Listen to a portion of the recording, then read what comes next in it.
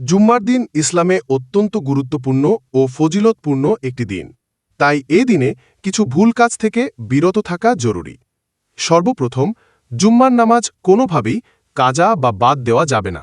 কেননা ইচ্ছাকৃতভাবে ৩ বার জুম্মা ছেড়ে দিলে আল্লাহ তাআলা তার হৃদয়ে মোহর এঁটে দেন।